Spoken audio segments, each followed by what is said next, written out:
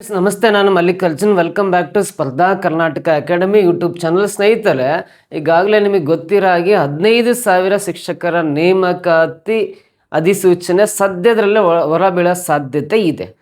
ಆ 15,000 teacher post call for ಏನು ಮಾಡ್ತೀವಿ ಅಂತ ಹೇಳಿದಾರಲ್ಲ, ಅದರಲ್ಲಿ ಮ್ಯಾಕ್ಸಿಮಮ್ PSTR ಪೋಸ್ಟ್ಗಳೇ ಇರ್ತವೆ. ಅತಿ ಹೆಚ್ಚು PSTR ಹುದ್ದೆಗಳಿರೋ ಚಾನ್ಸಸ್ ಇದೆ. ಹಾಗಾಗಿ ಯಾರೆಲ್ಲ TT ಪೇಪರ್ ಫಸ್ಟ್ ಎಲಿಜಿಬಲ್ ಆಗಿದ್ದೀರಿ, ವಿತ್ DED ಕಂಪ್ಲೀಟ್ ಮಾಡಿದಿರಲ್ಲ, ನಿಮ್ಮ ಪ್ರಿಪ್ರೇಷನ್ನ ಕೂಡಲೇ ಸ್ಟಾರ್ಟ್ ಮಾಡ್ತಾ ಬನ್ನಿ. ಯಾಕಂದ್ರೆ ನೋಟಿಫಿಕೇಷನ್ ಆಗಿ ಎಕ್ಸಾಮ್ ಮಾಡೋಕ್ಕೆ ಸಾಕಷ್ಟು ಕಾಲಾವಕಾಶ ಕೊಡಲ್ಲ. ವಿತಿನ್ 2 ಅಥವಾ 3 ಮಂತ್ಸ್ ಒಳಗಡೆ ಎಕ್ಸಾಮ್ ಮಾಡ್ತಾನೆ. ಹಾಗಾಗಿ ನಿಮ್ಮ ಪ್ರಿಪ್ರೇಷನ್ನ ಇವತ್ತಿಂದ ಸ್ಟಾರ್ಟ್ ಮಾಡ್ತಾ ಬನ್ನಿ. ಇದಕ್ಕೆ ಪೂರಕವಾಗಿ ನಿಮ್ಮ ಸಪೋರ್ಟಿಗಾಗಿ ನಮ್ಮ ಸ್ಪರ್ಧಾ ಕರ್ನಾಟಕ ಅಕಾಡೆಮಿ ಇದೆ. ಈಗಾಗಲೇ PSTR ಎಕ್ಸಾಮಲ್ಲಿ ಮ್ಯಾಥ್ಸಲ್ಲಿ ನೀವು ಸ್ಕೋರ್ ಮಾಡ್ಕೋಬೇಕು ಅಂತ ಉದ್ದೇಶ ಇದ್ದರೆ ಸ್ಪರ್ಧಾ ಕರ್ನಾಟಕ ಅಕಾಡೆಮಿ ಯೂಟ್ಯೂಬ್ ಚಾನಲ್ ಈಗಾಗಲೇ 13 ವಿಡಿಯೋಸ್ PSTR ಮ್ಯಾಥ್ಸ್ಗೆ ಸಂಬಂಧಪಟ್ಟಂತೆ ಕ್ಲಾಸಸ್ ಮಾಡಿದ್ದೀನಿ. ಇದು 14th ಕ್ಲಾಸ್, 14ನೇ ಕ್ಲಾಸ್. ಯಾರೆಲ್ಲ ಈ 13 ವೀಡಿಯೋಸ್ ನೋಡಿಲ್ಲ, ದಯವಿಟ್ಟು ಅವೆಲ್ಲ ವೀಡಿಯೋಸ್ ನೋಡಿ ನೋಟ್ಸ್ ಮಾಡ್ಕೊಂತ ಬಂದು 14th ವಿಡಿಯೋನು ಕಂಟಿನ್ಯೂ ಮಾಡ್ತಾ ಬಂದರೆ ನಿಮಗೆ ಎಕ್ಸಾಮಲ್ಲಿ ಮ್ಯಾಥ್ಸಲ್ಲಿ ಅತಿ ಹೆಚ್ಚು ಸ್ಕೋರನ್ನು ಮಾಡ್ತೀರಿ. ಇದಲ್ಲದೆ ನೀವು ಇನ್ನೂ ನೋಡ್ರಿ, ನಮ್ಮ BEAT ಫಾರೆಸ್ಟ್ರಿ ಎಕ್ಸಾಮಲ್ಲಿ ಆಲ್ಮೋಸ್ಟ್ 50% ಕ್ಯಾಂಡಿಡೇಟ್ಸ್ ಇಡೀ ಒಂದೇ ನಮ್ಮ ಸಂಸ್ಥೆಯಿಂದ ಆಯ್ಕೆಯಾಗಿದ್ದಾರೆ. ಇವನ್ ಲ್ಯಾಂಡ್ ಸರ್ವೇರ್ ಎಕ್ಸಾಮಲ್ಲೂ ಕೂಡ ಅಬೌವ್ 50% ಕ್ಯಾಂಡಿಡೇಟ್ಸ್ ನಮ್ಮ ವಿದ್ಯಾರ್ಥಿಗಳ ಆಯ್ಕೆ ಆಗೋ ಚಾನ್ಸಸ್ ಇದೆ. ಎಕ್ಸಾಮ್ ಕಂಡಕ್ಟ್ ಮಾಡಿದರೆ ಸಾಕಷ್ಟು ಹಿಂದೆ ಎಲ್ಲ GPSTR ಪರೀಕ್ಷೆಗಳಲ್ಲಿ ನಮ್ಮ ಅಕಾಡೆಮಿಯ ಸಾಕಷ್ಟು ವಿದ್ಯಾರ್ಥಿಗಳು ಸೆಲೆಕ್ಟ್ ಆಗಿದ್ದಾರೆ. PSTR ಎಕ್ಸಾಮಲ್ಲಿ ನೀವು ಕೂಡ ಸೆಲೆಕ್ಟ್ ಆಗಬೇಕು. Syllabus wise, topic wise, concept wise classes with PDF notes ಮತ್ತು ಟೆಸ್ಟ್ ಸೀರೀಸ್ ಬೇಕಂದ್ರೆ ನೀವು ಸ್ಪರ್ಧಾ ಕರ್ನಾಟಕ ಅಕಾಡೆಮಿ ಆ್ಯಪನ್ನು, ಈ ಥರ ಲೋಗೋ ಇರೋ ಆ್ಯಪನ್ನು ಗೂಗಲ್ ಪ್ಲೇಸ್ಟೋರಲ್ಲಿ ಡೌನ್ಲೋಡ್ ಮಾಡ್ಕೊಂಡ್ರೆ ಅಲ್ಲಿ PSTR ಮ್ಯಾಥ್ಸ್ ಅಥವಾ PSTR ಫುಲ್ ಪ್ಯಾಕೇಜ್ ಕೋರ್ಸನ್ನು ಸಬ್ಸ್ಕ್ರಿಪ್ಷನ್ ತಗೊಂಡಿದ್ದೆ ಆದರೆ ನಿಮಗೆ ಎಕ್ಸಾಮ್ಗೆ ತುಂಬ ಹೆಲ್ಪ್ ಆಗುತ್ತೆ. ಕೂಡಲೇ ತಗೋಬೇಕು. ಯಾಕಂದರೆ ಎಕ್ಸಾಮ್ ಆಗಿ ನೋಡೋಣಂತೆ ಅಂತ ಅಂತೆ ಕಂತೆ ಮಾಡೋಕ್ಕೆ ಹೋಗ್ಬೇಡ್ರಿ. ಯಾಕಂದ್ರೆ ನಿಮಗೆ ಸಾಕಷ್ಟು ಟೈಮ್ ಇರಲ್ಲ. ಇವತ್ತೇ ಸ್ಟಾರ್ಟ್ ಮಾಡಿ ನಿಮ್ಮ ಪ್ರಿಪ್ರೇಷನ್ ಅಂತ ಹೇಳಿ. ಹೆಚ್ಚಿನ ಮಾಹಿತಿ ಬೇಕಂದರೆ ಇಲ್ಲಿ ಕಾಣಿಸ್ತಕ್ಕಂಥ ಮೊಬೈಲ್ ನಂಬರ್ 9071673831 ಅಥವಾ 32ಗೆ ಕರೆ ಮಾಡಿ. ಈ ಕ್ಲಾಸಲ್ಲೂ ಕೆಲವೊಂದು ಇಂಪಾರ್ಟೆಂಟ್ ಮ್ಯಾಥ್ಸ್ ಪ್ರಶ್ನೆಗಳನ್ನು ಯಾವ ರೀತಿ ಸುಲಭವಾಗಿ ಬಿಡಿಸ್ಬೋದು ಅಂತ ನಿಮಗೆ ತೋರಿಸ್ಕೊಡ್ತೇನೆ.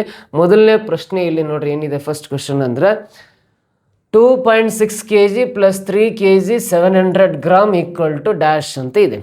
2.6 kg 3 kg 700 ಗ್ರಾಮನ್ನು ಅಡಿಷನ್ ಮಾಡಿದರೆ ಕೂಡಿದಾಗ ಆನ್ಸರ್ ಎಷ್ಟು ಬರುತ್ತೆ ಅಂತ ಕೇಳಿದ್ದಾರೆ. 2.6 kg 3 kg 700 ಗ್ರಾಮ್ ಇದೆಯಲ್ಲ, ಇವೆರಡು ಅಡಿಷನ್ ಮಾಡಿದ್ರೆ ಟೋಟಲ್ ಆನ್ಸರ್ ಎಷ್ಟು ಬರುತ್ತೆ ಅಂತ ಪ್ರಶ್ನೆ ಕೇಳಿದಾನೆ. ಅಂದ್ರೆ ಇದಕ್ಕೆ ಸುಲಭವಾಗಿ ಆನ್ಸರ್ ಮಾಡ್ಬೇಕಂದ್ರೆ ಆ 2.6 kg ಏನಿದೆಯಲ್ಲ ಅದು ಆ್ಯಸ್ ಇಟ್ ಈಸೇ ಬರ್ಕೊಳ್ರಿ, ಏನು ಚೇಂಜಸ್ ಮಾಡಬೇಡ್ರಿ.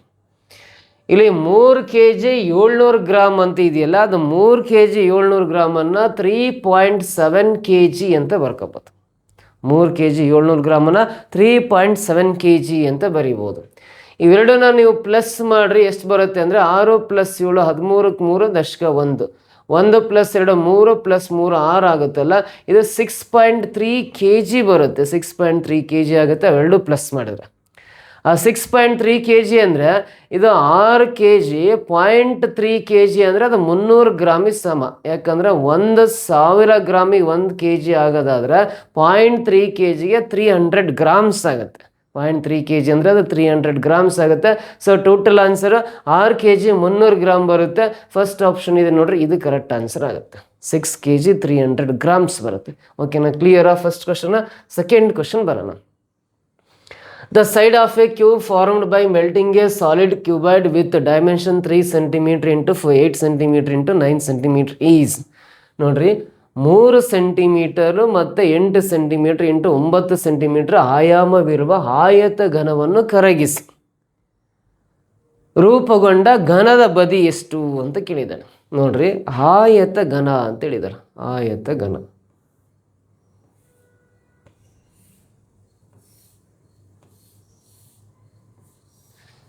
ಆಯತ ಘನ ಯಾವ ರೀತಿ ಇರುತ್ತೆ ಅಂತ ನಾನು ಚಿತ್ರ ಬರಿತಾ ಅಷ್ಟೇ. ಇದು ಆಯತ ಘನ ಅಂತ ಕರಿತೀವಿ. ಇದನ್ನು ನಾವು ಕ್ಯೂಬಾಯ್ಡ್ ಅಂತ ಕರಿತೀವಿ ಇಂಗ್ಲೀಷಲ್ಲಿ, ಕನ್ನಡದಲ್ಲಿ ಆಯತ ಘನ ಅಂತ ಕರಿತೀವಿ. ಇದರ ಉದ್ದ 3 ಸೆಂಟಿಮೀಟ್ರ್ ಇದೆ, ಅಗಲ 8 ಸೆಂಟಿಮೀಟ್ರ್ ಇದೆ, ಆಮೇಲೆ ಎತ್ತರ 9 ಸೆಂಟಿಮೀಟ್ರ್ ಇದೆಯಲ್ಲ. ಈ ಥರ ಉದ್ದ, ಅಗಲ ಮತ್ತು ಎತ್ತರಗಳ ಅಳತೆಗಳನ್ನು ಹೊಂದಿರತಕ್ಕಂಥ ಒಂದು ಸಾಲಿಡ್ ಮೆಟಾಲಿಕ್ ಕ್ಯೂಬಾಯ್ಡ್ ಅಂತ ಕರಿತೀವಿ. ಅಂದರೆ ಒಂದು ಲೋಹದ ಒಂದು ಘನವನ್ನು ಮೆಲ್ಟ್ ಮಾಡಿ ಕ್ಯೂಬ್ ಅಂದರೆ ಎಲ್ಲ ಅಂಚುಗಳ ಅಳತೆ ಸಮವಾಗಿರ್ತವೆ. ಘನ ಅಂತೇಳಿದಾನೆ, ಎಲ್ಲ ಅಂಚುಗಳ ಸಮವಾಗಿದ್ದರೆ ಅದನ್ನ ಘನ ಕ್ಯೂಬ್ ಅಂತ ಕರಿತೀವಿ. ಕ್ಯೂಬ್ ಆಗಿ ಏನು ಮಾಡ್ತಾರೆ ಅಂದರೆ ರೀಕ್ಯಾಸ್ಟ್ ಮಾಡ್ತಾ ಇದ್ದಾರೆ. ಈ ಮೆಜರ್ಮೆಂಟ್ ಹೊಂದಿರತಕ್ಕಂಥ ಒಂದು ಆಯತ ಘನ ಕ್ಯೂಬಾಯ್ಡನ್ನು ಮೆಲ್ಟ್ ಮಾಡಿ ಕರಗಿಸ್ಬಿಟ್ಟು ಒಂದು ಘನವನ್ನಾಗಿ ತಯಾರಿಸ್ತಿದ್ದಾರೆ, ಕ್ಯೂಬ್ ಆಗಿ ತಯಾರಿಸ್ತಿದ್ದಾರೆ. ಹಾಗಾದರೆ ಈ ಕ್ಯೂಬ್ನ ಪ್ರತಿಯೊಂದು ಸೈಡ್ ಎಷ್ಟು ಅಳತೆ ಹೊಂದಿರುತ್ತೆ ನೋಡ್ರಿ. ಆಯತ ಘನದಲ್ಲಿ ಉದ್ದ, ಅಗಲ, ಎತ್ತರ ಅಳತೆ ಡಿಫ್ರೆಂಟ್ ಇರುತ್ತೆ. ಬಟ್ ಘನ ಅಂದಮೇಲೆ, ಕ್ಯೂಬ್ ಅಂದಮೇಲೆ ಎಲ್ಲ ಅಂಚುಗಳ ಅಳತೆ, ಎಲ್ಲ ಎಡ್ಜಸ್ ಈಕ್ವಲ್ ಮೆಜರ್ಮೆಂಟೇ ಹೊಂದಿರ್ತವೆ. ಎಲ್ಲ ಅಂಚುಗಳ ಅಳತೆ ಸಮವಾಗಿದ್ದರೆ ಅದು ಘನ ಅಂತ ಕರಿತೀವಿ. ಇವು ಎಲ್ಲ ಡಿಫ್ರೆಂಟ್ ಇದ್ದರೆ ಅದು ಆಯತ ಘನ ಅಂತ ಕರಿತೀವಿ. ಇದು ಆಯತ ಘನ, ಇದು ಘನ. ಸೊ ಈ ಒಂದು ಸಾಲಿಡ್ ಮೆಟಾಲಿಕ್ ಕ್ಯೂಬಾಯ್ಡನ್ನು ಕರಗಿಸ್ಬಿಟ್ಟು ಮೆಲ್ಟ್ ಮಾಡಿ ರೀಕ್ಯಾಸ್ಟ್ ಮಾಡ್ತಾ ಇದ್ದಾರೆ. ಅಂದರೆ ಒಂದು ಘನವನ್ನಾಗಿ ತಯಾರಿಸ್ತಾ ಇದ್ದಾರೆ. ಅಂದರೆ ಇದರ ಪ್ರತಿಯೊಂದು ಬದಿ ಎಷ್ಟು ಅಳತೆ ಹೊಂದಿರುತ್ತೆ ಅಂತ ಕೇಳಿದ್ದಾರೆ. ಸೊ ವೆರಿ ಸಿಂಪಲ್ ನೋಡ್ರಿ. ಈ ಆಯತ ಘನವನ್ನು ರೀಕ್ಯಾಸ್ಟ್ ಮಾಡಿ ಘನವನ್ನು ತಯಾರಿಸ್ತಾ ಇದ್ದಾರೆ ಅಂದಮೇಲೆ ಈ ಎರಡೂ ಸಾಲಿಡ್ಸ್ನ ಘನಫಲ ವಾಲ್ಯೂಮ್ ಎರಡು ಸೇಮ್ ಇರುತ್ತೆ. ಇದನ್ನು ಕರಗಿಸ್ಬಿಟ್ಟು ಇದನ್ನು ಮಾಡ್ತಾ ಇದ್ದಾರೆ ಅಂದಮೇಲೆ ಇವೆರಡರದ್ದು ವಾಲ್ಯೂಮ್ ಅಂದರೆ ಘನಫಲ ಸೇಮ್ ಇರುತ್ತೆ. ಸೊ ಹಾಗಾದರೆ ಈ ಆಯತ ಘನದ ಘನಫಲ ಅಂದರೆ ಉದ್ದ ಇಂಟು ಅಗಲ ಇಂಟು ಎತ್ತರ. ವಾಲ್ಯೂಮ್ ಆಫ್ ಕ್ಯೂಬಾಯ್ಡ್ ಅಂದರೆ length into breadth into height ಅಂತ ಬರಿತೀವಿ. ಉದ್ದ ಇಂಟು ಅಗಲ ಇಂಟು ಎತ್ತರ. ಇದು ಈ ಘನದ ಘನಫಲ ಅಂದರೆ ಪ್ರತಿಯೊಂದು ಸೈಡ್ ಈಕ್ವಲ್ ಇರ್ತವೆ, ಎಲ್ಲ ಸೈಡ್ ಈಕ್ವಲ್ ಇರ್ತವೆ. ಅಂದರೆ ಘನದ ಘನಫಲ ವಾಲ್ಯೂಮ್ ಆಫ್ ಕ್ಯೂಬ್ ಅಂದರೆ ಎ ಕ್ಯೂಬ್ಗೆ ಸಮ ಇರುತ್ತೆ. ಇದನ್ನು ಕರಗಿಸಿ ಇದನ್ನು ಮಾಡ್ತಾ ಇದ್ದಾರೆ ಅಂದರೆ ಇದರ ಘನಫಲ ಎರಡೂ ಸಮವಾಗಿರ್ತವೆ ಅಂತ. ಸೊ ಇದರ ಘನಫಲ ಕಂಡುಹಿಡಿಯೋ ಫಾರ್ಮುಲಾ ಉದ್ದ ಇಂಟು ಅಗಲ ಇಂಟು ಎತ್ತರ, length into breadth into height. ಇದರ ಘನಫಲ ಕಂಡುಹಿಡಿಬೇಕು ಘನದ್ದು ಅಂದಮೇಲೆ ಅದು ಎ ಕ್ಯೂಬ್. ಇವೆರಡೂ ಸಮವಾಗಿರ್ತವೆ, ನಡುವೆ ಈಕ್ವಲ್ ಟು ಹಾಕೋಬೇಕು. ಸೊ ಇಲ್ಲಿ ಎಲ್ ಅಂದರೆ 3 ಸೆಂಟಿಮೀಟ್ರ್ ಇಂಟು ಬಿ ಅಂದರೆ 8 ಸೆಂಟಿಮೀಟ್ರ್, ಎಚ್ ಅಂದರೆ 9 ಸೆಂಟಿಮೀಟ್ರ್. ಇದು ಎ ಕ್ಯೂಬ್ ಆಗಿ ಬರೆಯೋಣ. ಈ 3 ಸಂಖ್ಯೆಗಳನ್ನು ಗುಣಾಕಾರ ಮಾಡಿರಿ ಎಷ್ಟು ಬರುತ್ತೆ ಅಂತ. 9 8 72, 72 ಇಂಟು 3ನ್ನು ಮಲ್ಟಿಪ್ಲಿಕೇಶನ್ ಮಾಡಿರಿ 216 ಬರುತ್ತೆ. ರೈಟ್ ಸೈಡಲ್ಲಿ ಎ ಕ್ಯೂಬ್ ಇದೆ. ರೈಟ್ ಸೈಡಲ್ಲಿ ಕ್ಯೂಬ್ ಘನ ಸಂಖ್ಯೆ ಇರೋದ್ರಿಂದ, ಕ್ಯೂಬ್ ಫಾರ್ಮೆಟಲ್ಲಿ ಇರೋದ್ರಿಂದ ಇದು ಯಾವ ಸಂಖ್ಯೆಯ ಕ್ಯೂಬ್ ಮಾಡಿದರೆ 216 ಆಗುತ್ತೆ ಅಂದರೆ 6 ಕ್ಯೂಬ್ನ ವ್ಯಾಲ್ಯೂ 216 ಬರುತ್ತೆ. ಹಾಗಾಗಿ ಎರಡು ಕಡೆ ಕ್ಯೂಬ್ ಕ್ಯಾನ್ಸಲ್ ಆಗಿ ಎ ವ್ಯಾಲ್ಯೂ ಎಷ್ಟು ಬರುತ್ತೆ 6 ಬರುತ್ತಲ್ಲ. ಎ ಅಂದರೆ ಪ್ರತಿಯೊಂದು ಘನದ ಅಂಚು 6 ಸೆಂಟಿಮೀಟರ್ ಇರುತ್ತೆ ಅಂತ ಅರ್ಥ. 6 ಸೆಂಟಿಮೀಟರ್ ಅನ್ನೋದು ಫಸ್ಟ್ ಆಪ್ಷನಲ್ಲಿದೆ ನೋಡ್ರಿ. ಇದು ಸರಿಯಾದ ಉತ್ತರ ಆಗುತ್ತೆ. ಕ್ಲಿಯರ್ ಈ ರೀತಿ ಈ ಕ್ವಶನನ್ನು ಬಿಡಿಸ್ತೀವಿ. ಸೊ ದಯವಿಟ್ಟು ನಾನು ಹೇಳೋ ಪ್ರಾಬ್ಲಮ್ ಸಾಲ್ವ್ ಮಾಡೋ ಮೆಥಡ್ ನಿಮಗೆ ಇಷ್ಟ ಆದರೆ ಕಮೆಂಟ್ ಬಾಕ್ಸಲ್ಲಿ ಮಿಸ್ ಮಾಡ್ದೇ ಕಮೆಂಟ್ ಮಾಡ್ತಾ ಬರಬೇಕು. ನೀವು ನೀಟಾಗಿ ಕಮೆಂಟ್ ಮಾಡ್ತಾ ಬಂದರೆ ಮಾತ್ರ ನೆಕ್ಸ್ಟ್ ಕ್ಲಾಸ್ ಮಾಡ್ತೀವಿ, ಇಲ್ಲಾಂದ್ರೆ ಮಾಡೋದೇ ಇಲ್ಲ, ಇಲ್ಲಿಗೆ ಸ್ಟಾಪ್ ಮಾಡಿಬಿಡ್ತೀವಿ ನೋಡ್ರಿ. ಸೊ ನಿಮಗೆ ಅರ್ಥ ಆಗ್ತಿದೆಯಾ ಇಲ್ಲ ಅಂತ ನಮಗೆ ಕ್ಲಾರಿಟಿ ಗೊತ್ತಾಗಬೇಕಲ್ಲ. ಹಾಗಾಗಿ ಕಮೆಂಟ್ ಬಾಕ್ಸಲ್ಲಿ ಕಮೆಂಟ್ ಮಾಡಿರಿ. ನಿಮ್ಮ ರೆಸ್ಪಾನ್ಸ್ ನೋಡಿ ನಾವು ಕ್ಲಾಸಸ್ನ ಮಾಡ್ತೀವಿ ನೋಡ್ರಿ. Next third question. 8 small cubes each having edges 2 centimeter are arranged to form a large cube. The volume of the large cube is in centimeter cube ಅಂತ ಇದೆ. ಅಂದರೆ 2 ಸೆಂಟಿಮೀಟರ್ ಹಂಚನ್ನು ಹೊಂದಿರತಕ್ಕಂಥ 8 ಸಣ್ಣ ಘನಗಳನ್ನು ಸೇರಿಸಿ ಒಂದು ದೊಡ್ಡ ಘನವನ್ನು ಜೋಡಿಸ್ತಾ ಇದ್ದಾರೆ.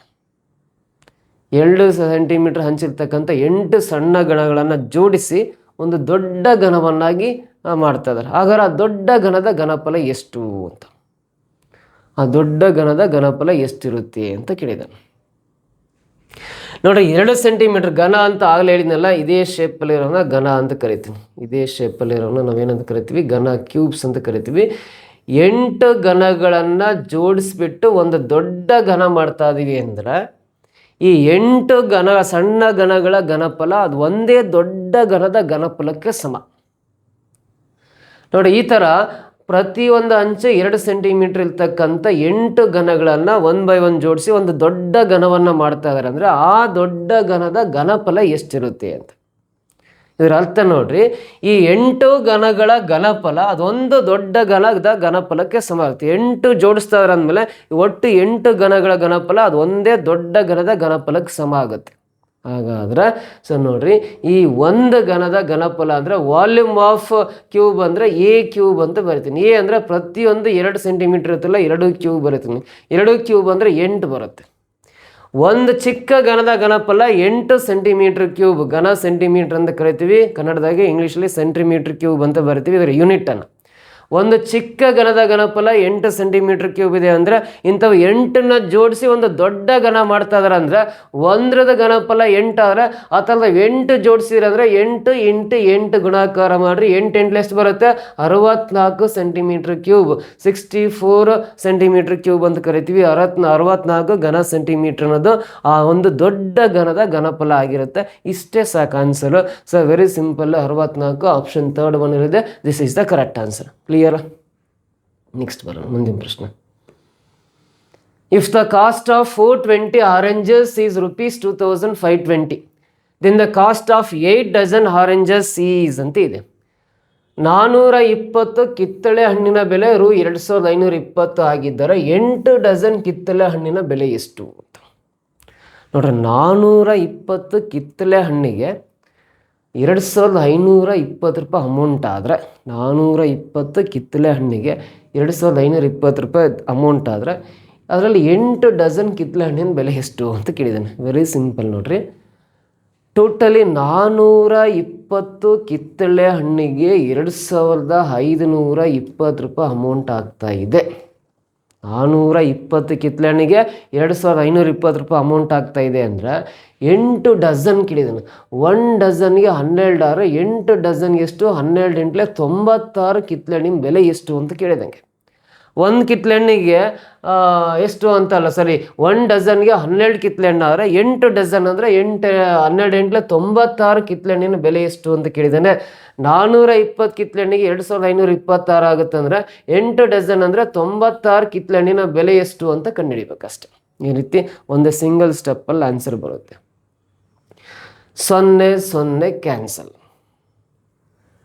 ಇದು 6ರಿಂದ ಆದರೂ ಮಾಡ್ಕೋಬೋದು. 6 7 42, ಇದು 6 4 24, 1 ಉಳಿಯುತ್ತೆ. 6 2 12 ಕ್ಯಾನ್ಸಲ್ ಆಗುತ್ತೆ. 7 1 7 6 42 ಮತ್ತೆ ಕ್ಯಾನ್ಸಲ್ ಆಗುತ್ತೆ. ಇಲ್ಲಿ 6 ಉಳ್ಕೊಂಡಿದೆ, ಇಲ್ಲಿ 96 ಇದೆ. 6 × 6 36 ದಶಕ 3. 6 9 54 ಪ್ಲಸ್ 3 54 ಪ್ಲಸ್ 3 ಅಂದರೆ 57 ಆಗುತ್ತಲ್ಲ. 576 ಅನ್ನೋದು 8 ಡಜನ್ ಕಿತ್ತಳೆ ಹಣ್ಣಿನ ಬೆಲೆ ಆಗುತ್ತೆ. 576. ಇಲ್ಲಿ 576 ಅಂತ 4th ಆಪ್ಷನ್ ಇದೆಯಲ್ಲ, ಇದು ಕರೆಕ್ಟ್ ಆನ್ಸರ್ ಆಗುತ್ತೆ. 8 ಕಿತ್ತಳೆ ಹಣ್ಣಿನ ಬೆಲೆ. ಓಕೆನಾ? ನೆಕ್ಸ್ಟ್ ಮುಂದಿನ ಪ್ರಶ್ನೆ ಬರೋಣ. If 16 bags cost ₹1,520, then the cost of 3 bags will be ಅಂತಿದೆ. 16 ಚೀಲಗಳ ಬೆಲೆ 1,520 ಆಗಿದ್ದರೆ 3 ಚೀಲಗಳ ಬೆಲೆ ಎಷ್ಟು ಅಂತ ನೋಡಿ. 16 ಬ್ಯಾಗ್ಗಳಿಗೆ 1,520 ಅಮೌಂಟ್ ಆಗುತ್ತೆ ಅಂದರೆ 3 ಬ್ಯಾಗಿನ ಬೆಲೆ ಎಷ್ಟು ಅಂತ ಕೇಳಿದ್ದಾನೆ. ವೆರಿ ಸಿಂಪಲ್ ಕ್ವಶನ್ ನೋಡಿ. 16 ಬ್ಯಾಗ್ಗಳಿಗೆ 1,520 ಅಮೌಂಟ್ ಆಗುತ್ತೆ ಅಂದರೆ 3 ಬ್ಯಾಗ್ಗಳ ಬೆಲೆ ಬೇಕಂದ್ರೆ ಇಂಟು 3 ಮಾಡ್ಕೊಂಡು ಕ್ಯಾಲ್ಕುಲೇಟ್ ಮಾಡಿರಿ. 16 ಬ್ಯಾಗ್ಗಳಿಗೆ 1,520 ಆಗಿದೆ ಅಂದರೆ 3 ಬ್ಯಾಗ್ಗಳ ಬೆಲೆ ಕಂಡಿದೆ. ಸೊ ಇದು 16 1 ಇದು 16 9 144, ಇನ್ನು 8 ಉಳಿಯುತ್ತೆ 80 ಆಯ್ತು. 16 5 80 ಕ್ಯಾನ್ಸಲ್. ಸೊ 95 × 3 ಗುಣಿಸ್ರಿ. 3 5 15 ದಶಕ 1, 3 9 27 ಪ್ಲಸ್ 1 ಅಂದರೆ 28, ₹285 ಆಗುತ್ತೆ. 3 ಬ್ಯಾಗ್ಗಳ ಬೆಲೆ ₹285 ಬರುತ್ತೆ. ₹285 4th ಆಪ್ಷನಲ್ಲಿ ಇದೆ ನೋಡ್ರಿ. ಇದು ಸಿಂಪಲ್ ಆನ್ಸರ್. ಇಷ್ಟೇ ಈಸಿಯಾಗೆ ಲೆಕ್ಕವನ್ನು ಬಿಡಿಸ್ಕೋಬೋದು ನಾವು. ನೆಕ್ಸ್ಟ್ ಕ್ವಶನ್ ಬರೋಣ. ಮುಂದಿನ ಪ್ರಶ್ನೆ. ಇಲ್ಲೊಂದು ಚಿತ್ರ ಕಾಣಿಸ್ತಾ ಇದೆ ನಿಮಗೆ, diagram. Which of the angles in the given figure is are equal to 3 right angles ಅಂತಿದೆ. ಕೊಟ್ಟಿರುವ ಚಿತ್ರದಲ್ಲಿನ ಯಾವ ಕೋನಗಳು 3 ಲಂಬ ಕೋನಗಳಿಗೆ ಸಮವಾಗಿದೆ ಅಂತ. ಈ ಚಿತ್ರದಲ್ಲಿ ಯಾವ ಕೋನ 3 ಲಂಬ ಕೋನಗಳಿಗೆ ಸಮವಾಗಿದೆ ಅಂತ ಕೇಳಿದನು. ಫಸ್ಟ್ ಆಫ್ ಆಲ್ ಈ ಪ್ರಶ್ನೆಯಲ್ಲಿ ನೋಡ್ರಿ, ಚಿತ್ರ ಆಮೇಲೆ ನೋಡೋಣ. ಪ್ರಶ್ನೆ ನೋಡ್ರಿ, 3 ಲಂಬ ಕೋನಗಳು ಅಂತ ಹೇಳಿದಾನೆ. 3 ಲಂಬ ಕೋನಗಳಿಗೆ ಸಮ. 3 ರೈಟ್ ಆ್ಯಂಗಲ್ಸ್ ಅಂತಿದೆ. 1 ಲಂಬ ಕೋನ ಅಂದರೆ 90 ಡಿಗ್ರಿ. 1 ಲಂಬ ಕೋನ ಅಂದರೆ ಎಷ್ಟು ಡಿಗ್ರಿ? 90 ಡಿಗ್ರಿಗೆ ಲಂಬ ಕೋನ ಅಂತ ಕರಿತೀವಿ. ಹಾಗಾದರೆ 3 ಲಂಬ ಕೋನ ಅಂದರೆ 90ನ್ನು 3ರಿಂದ ಗುಣಿಸ್ರಿ. 90 × 3 ಅಂದರೆ 270 ಬರುತ್ತೆ. ಸೊ 1 ಲಂಬ ಕೋನಕ್ಕೆ 90 ಡಿಗ್ರಿ ಆದರೆ 3 ಲಂಬ ಕೋನಕ್ಕೆ ಎಷ್ಟಾಗುತ್ತೆ? 270 ಡಿಗ್ರಿ ಆಗುತ್ತೆ. ಹಾಗಾದರೆ ಈ ಚಿತ್ರದಲ್ಲಿ ಯಾವ ಕೋನದ ಅಳತೆ 270 ಡಿಗ್ರಿ ಬರುತ್ತೆ ಆ ಕೋನವನ್ನು ಹುಡುಕ್ಬೇಕು ನೀವು.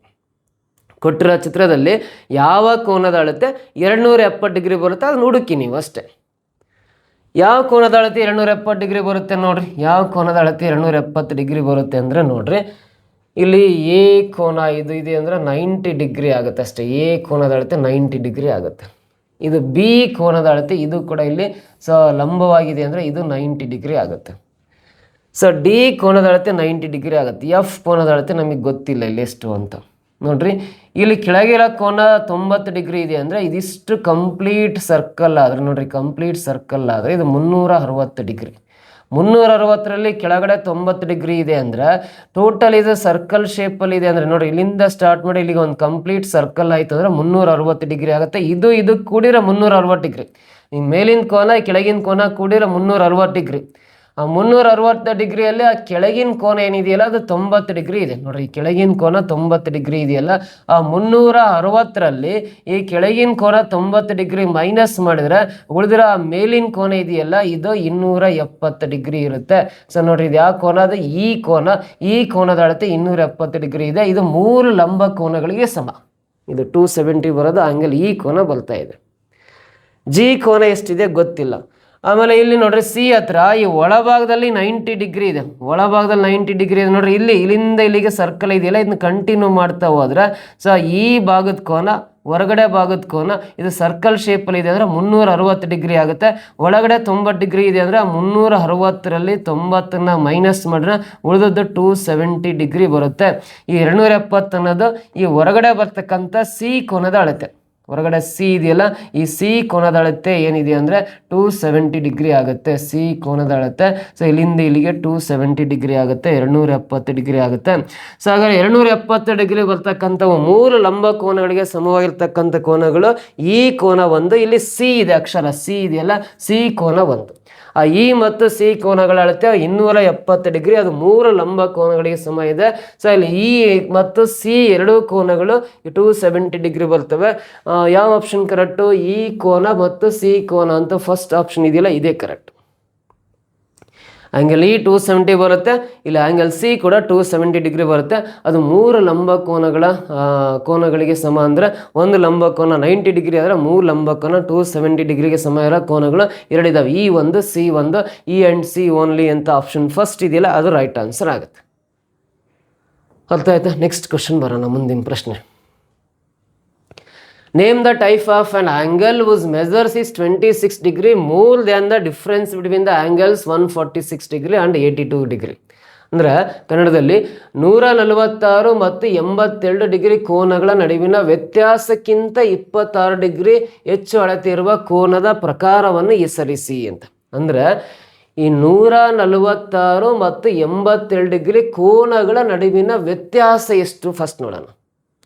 ಅಂದರೆ 146 ಡಿಗ್ರಿ ಮತ್ತು 82 ಡಿಗ್ರಿ ಕೋನಗಳ ನಡುವಿನ ವ್ಯತ್ಯಾಸ ಅಂದರೆ 146ರಲ್ಲಿ 82 ಡಿಗ್ರಿಯನ್ನು ಮೈನಸ್ ಮಾಡ್ಕೋಬೇಕು.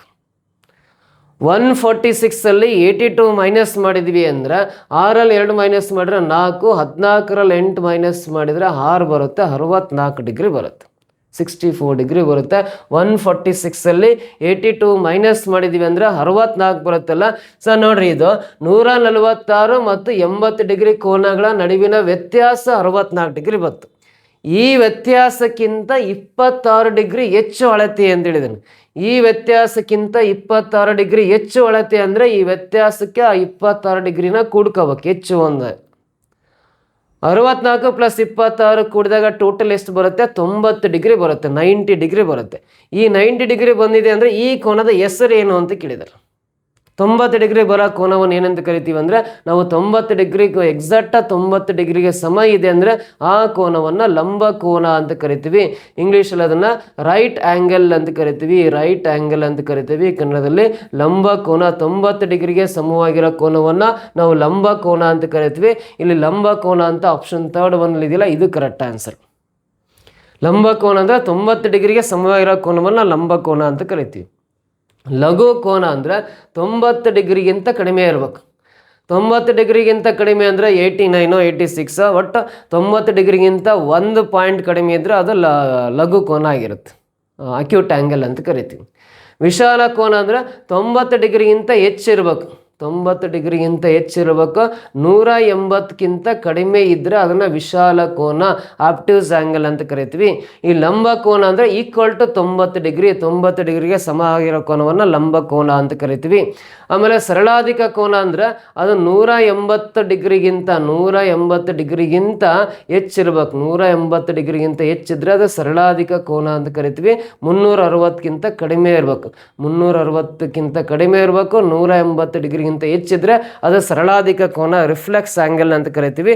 ಇಲ್ಲಿ 90 ಡಿಗ್ರಿ ಬರುತ್ತೆ. 90 ಡಿಗ್ರಿ ಬರೋ ಕೋನವನ್ನು ನಾವು ಲಂಬ ಕೋನ ಅಂತ ಕರಿತೀವಲ್ಲ. Option 3 1 answer correct.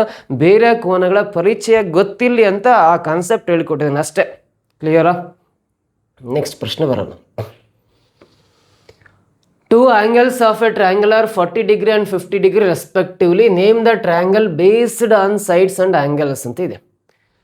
ತ್ರಿಕೋನದ 2 ಕೋನಗಳು ಕ್ರಮವಾಗಿ 40 ಡಿಗ್ರಿ ಮತ್ತು 50 ಡಿಗ್ರಿ ಆಗಿರುತ್ತವೆ.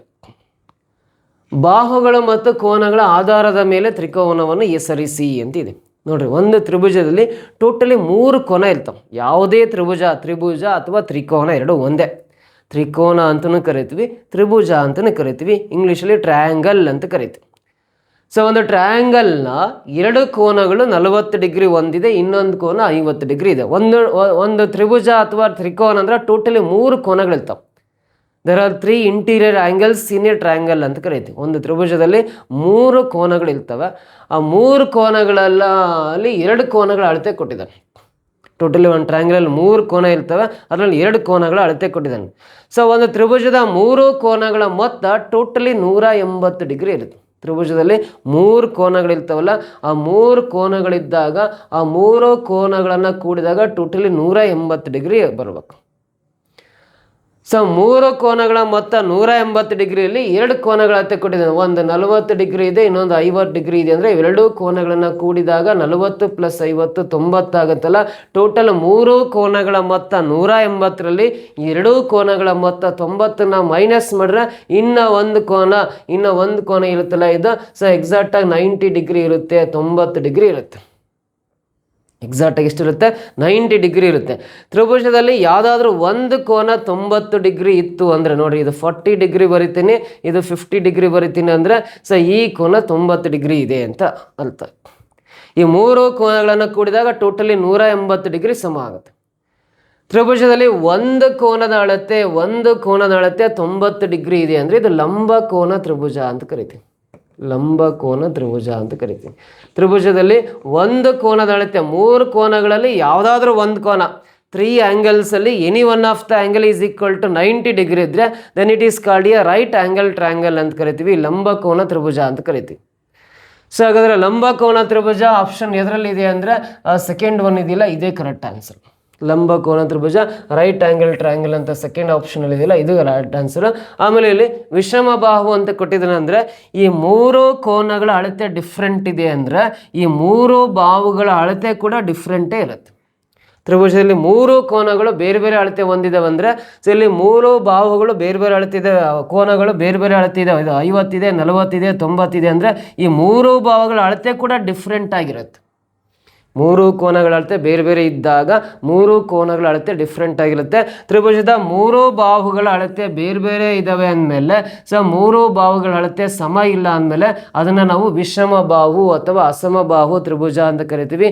ಇಂಗ್ಲೀಷಲ್ಲಿ ಸ್ಕೇಲ್ ಆ್ಯಂಡ್ ಟ್ರಯಾಂಗಲ್ ಅಂತ ಕರಿತೀವಿ. ಹಾಗಾಗಿ ಇದು ಅಸಮ ಬಾಹು ತ್ರಿಭುಜನೂ ಹೌದು, ಮತ್ತು 90 ಡಿಗ್ರಿ ಇದೆ ಅಂದರೆ ಲಂಬ ಕೋನ ತ್ರಿಭುಜನೂ ಹೌದು. 3 ಕೋನಗಳು ಬೇರೆ ಬೇರೆ ಇದ್ದಾವೆ ಅಂದರೆ 3 ಬಾಹುಗಳ ಅಳತೆ ಡಿಫ್ರೆಂಟ್ ಆಗಿರುತ್ತೆ. 3 ಬಾಹುಗಳ ಅಳತೆ ಡಿಫ್ರೆಂಟ್ ಆಗಿದ್ರೆ ಅದನ್ನ ಅಸಮ ಬಾಹು ಅಥವಾ ವಿಷಮ ಬಾಹು ತ್ರಿಭುಜ ಅಂತ ಕರಿತೀವಿ. ಸ್ಕೇಲ್ ಆ್ಯಂಡ್ ಟ್ರಯಾಂಗಲ್ ಅಂತ ಕರಿತೀವಿ ಇಂಗ್ಲೀಷಲ್ಲಿ. ಆಮೇಲೆ ಒಂದು ಕೋನ 90 ಡಿಗ್ರಿ ಇದೆ ಅಂದರೆ ಇದು ಲಂಬ ಕೋನ ತ್ರಿಭುಜನೂ ಹೌದು, ಅಸಮ ಬಾಹು ತ್ರಿಭುಜನೂ ಹೌದು. ಹಾಗಾಗಿ ಇದಕ್ಕೆ ಆನ್ಸರು ವಿಷಮ ಬಾಹು ತ್ರಿಭುಜ ಮತ್ತು ಲಂಬ ಕೋನ ತ್ರಿಭುಜ ಆಗಿರುತ್ತೆ. ಅದು ಸೆಕೆಂಡ್ ಆಪ್ಷನ್ ಕರೆಕ್ಟ್ ಆನ್ಸರ್ ಆಗುತ್ತೆ. Scale and triangle and right angle triangle ಅಂತ ಕರಿತೀವಿ ಇಂಗ್ಲೀಷಲ್ಲಿ. ಕ್ಲಿಯರ್ ಅರ್ಥ ಆಯ್ತಾ? ನೆಕ್ಸ್ಟ್ ಬರೋಣ ಮುಂದಿನ ಪ್ರಶ್ನೆ.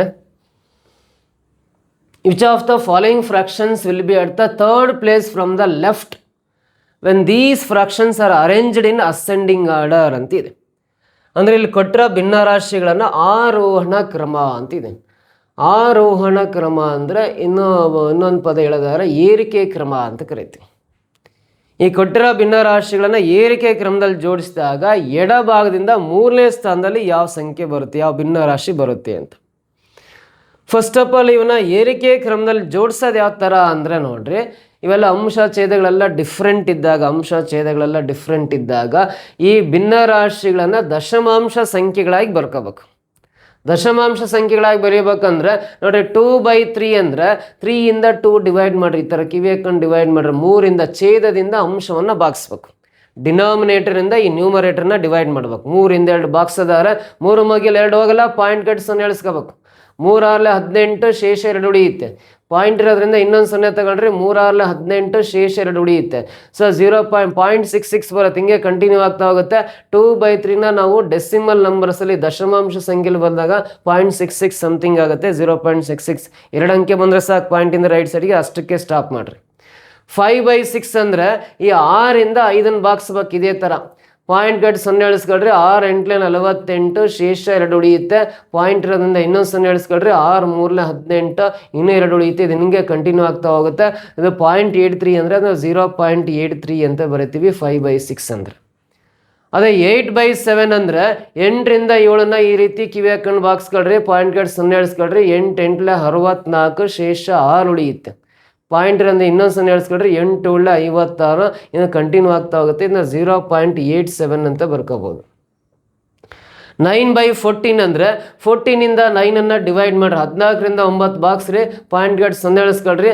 14 6 84 ಆಗುತ್ತೆ. ಶೇಷ 6 ಉಳಿಯುತ್ತೆ. ಪಾಯಿಂಟ್ರಿಂದ ಇನ್ನೊಂದು 0 ಹಾಕೊಳ್ರಿ. 14 4 56 ಆಗುತ್ತೆ. 0.64 ಬರುತ್ತೆ. 9/14 ಅಂದರೆ 0.64 ಬರುತ್ತೆ. ಇಲ್ಲಿ ಕೇಳಿರೋದು ಅಸೆಂಡಿಂಗ್ ಆರ್ಡರ್ ಏರಿಕೆ ಕ್ರಮದಲ್ಲಿ ಬರಿಬೇಕಂದ್ರೆ ಏರಿಕೆ ಕ್ರಮ ಆರೋಹಣ ಕ್ರಮ ಅಂದ್ರೆ ಮೊದಲು ಸ್ಮಾಲೆಸ್ಟ್ ನಂಬರ್ ಬರ್ಕೊಂಡು ಆಮೇಲೆ ಬಿಗ್ಗೆಸ್ಟ್ ನಂಬರ್ಸ್ ಎಲ್ಲ ಬರಿತಾ ಹೋಗ್ಬೇಕು. ಚಿಕ್ಕದರಿಂದ ದೊಡ್ಡದೇ ಏರಿಕೆ ಕ್ರಮ. ಸ್ಮಾಲೆಸ್ಟ್ ಇಂದ ಬಿಗ್ಗೆಸ್ಟ್ ಬರಿತೀವಲ್ಲ ಅದನ್ನೇ ಏರಿಕೆ ಕ್ರಮ, ಆರೋಹಣ ಕ್ರಮ, ಅಸೆಂಡಿಂಗ್ ಆರ್ಡರ್ ಅಂತ ಕರಿತೀವಿ. ಇಲ್ಲಿ ಸ್ಮಾಲೆಸ್ಟ್ ನಂಬರ್ ಅಂದರೆ 0.64 ಸ್ಮಾಲೆಸ್ಟ್. ಹಾಗಾಗಿ 9/14 ಫಸ್ಟ್ ಬರಿತೀನಿ. ನೆಕ್ಸ್ಟ್ ದೊಡ್ಡದು ಇದು, ಆಮೇಲೆ ನೆಕ್ಸ್ಟ್ ದೊಡ್ಡದು ಅಂದ್ರೆ 0.66 2/3ನ ನೆಕ್ಸ್ಟ್ ಬರಿತೀನಿ. ಈ 0.66ಗಿಂತ ನೆಕ್ಸ್ಟ್ ದೊಡ್ಡದಂದ್ರೆ 0.83 5/6ನ ನೆಕ್ಸ್ಟ್ ಬರಿತೀನಿ. ಇದಾದ್ಮೇಲೆ ಎಲ್ಲಕ್ಕಿಂತ ದೊಡ್ಡದು 7/8 ಅದು ಲಾಸ್ಟಿಗೆ ಬರಿತೀನಿ. ಇದೇ ಏರಿಕೆ ಕ್ರಮ ಆಯಿತು.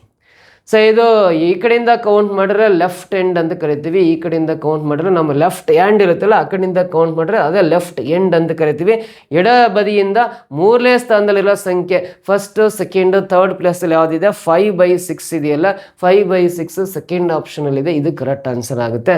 ಕೊಟ್ಟರೆ ಭಿನ್ನರಾಶಿಗಳನ್ನು ನೋಡ್ರಿ ಈ ಥರ ಆರೋಹಣ ಕ್ರಮ ಅಸೆಂಡಿಂಗ್ ಆರ್ಡ್ರಲ್ಲಿ ಅರೇಂಜ್ ಮಾಡ್ತಾ ಹೋದ್ರೆ ಎಡಭಾಗದಿಂದ ಅಂದರೆ ಈ ಕಡೆಯಿಂದ ಕೌಂಟ್ ಮಾಡೋದು ಎಡಭಾಗ, ಈ ಕಡೆಯಿಂದ ಕೌಂಟ್ ಮಾಡೋದು ಬಲಭಾಗ ಆಗುತ್ತೆ.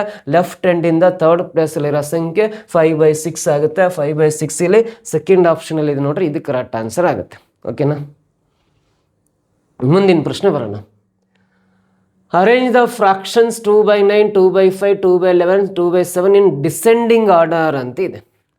ಈ ಕೊಟ್ಟಿರೋ ಭಿನ್ನರಾಶಿಗಳನ್ನು ಅವರೋಹಣ ಕ್ರಮದಲ್ಲಿ, ಅವರೋಹಣ ಕ್ರಮ ಡಿಸೆಂಡಿಂಗ್ ಆರ್ಡರ್ ಅಂದರೆ ಇಳಿಕೆ ಕ್ರಮ ಅಂತ ಕರಿತೀವಿ. ಅವರೋಹಣಕ್ಕೆ ಇನ್ನೊಂದು ಹೆಸರು ಇಳಿಕೆ ಕ್ರಮ, ಡಿಸೆಂಡಿಂಗ್ ಆರ್ಡರ್ ಅಂತ ಇಂಗ್ಲೀಷಲ್ಲಿ ಕರಿತೀವಿ.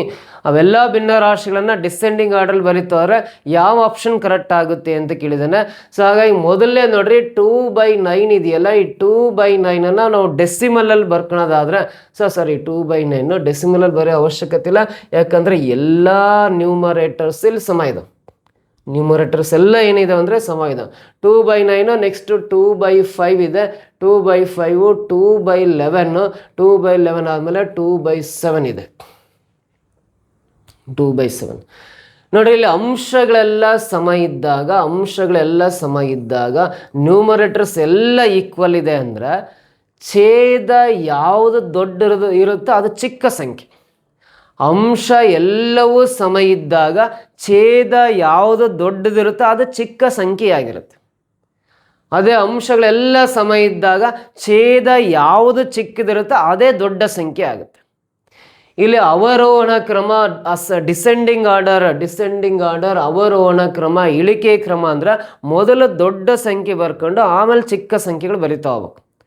ಇಲ್ಲಿ ಅಂಶಗಳೆಲ್ಲ ಸಮ ಇದ್ದಾಗ ಛೇದ ಯಾವುದು ಚಿಕ್ಕದಿರುತ್ತೆ ಇದೇ ದೊಡ್ಡ ಸಂಖ್ಯೆ. ಎಲ್ಲಕ್ಕಿಂತ ದೊಡ್ಡ ಸಂಖ್ಯೆ ಅಂದರೆ 2/5. ನೀವು ಬೇಕಾದ್ರೆ ಡೆಸಿಮಲ್ಲಿ ಕನ್ವರ್ಟ್ ಮಾಡಿ ಚೆಕ್ ಮಾಡಿ ನೋಡ್ರಿ. 2/5 4 ಸಂಖ್ಯೆಗಳಲ್ಲಿ ಅತಿ ದೊಡ್ಡ ಸಂಖ್ಯೆ. ಮೊದಲು ದೊಡ್ಡ ಸಂಖ್ಯೆ ಬರ್ಕೊಂಡು ಆಮೇಲೆ ಚಿಕ್ಕ ಸಂಖ್ಯೆ ಬರ್ಕೊಂಡು ಹೋದ್ರೆ ಅದು ಡಿಸೆಂಡಿಂಗ್ ಆರ್ಡರ್, ಇಳಿಕೆ ಕ್ರಮ, ಅವರೋಹಣ ಕ್ರಮ ಅಂತ ಕರಿತೀವಿ. ಸೊ ನೆಕ್ಸ್ಟ್ 2/5 ಆದಮೇಲೆ ನೆಕ್ಸ್ಟ್ ದೊಡ್ಡ ಸಂಖ್ಯೆ ಅಂದರೆ ಇದು 2/7. ನೋಡ್ರಿ, ಛೇದ ಅಂಶಗಳೆಲ್ಲ ಸಮ ಇದ್ದಾಗ ಛೇದ ಯಾವ ಚಿಕ್ಕದ ಅದು ದೊಡ್ಡದಾಗಿರುತ್ತೆ. ಇದಾದ್ಮೇಲೆ ನೆಕ್ಸ್ಟ್ ದೊಡ್ಡದಂದ್ರೆ 2/7 ನೆಕ್ಸ್ಟ್ ಬರಿಬೇಕು. ಅದಾದ್ಮೇಲೆ ನೆಕ್ಸ್ಟ್ ದೊಡ್ಡ ಸಂಖ್ಯೆ ಅಂದರೆ 2/9 ನೆಕ್ಸ್ಟ್ ಬರಿಬೇಕು. ಲಾಸ್ಟಿಗೆ ಅತಿ ಚಿಕ್ಕ ಸಂಖ್ಯೆ ಅಂದರೆ ಇಲ್ಲಿ 2/11 ಚಿಕ್ಕ ಸಂಖ್ಯೆ.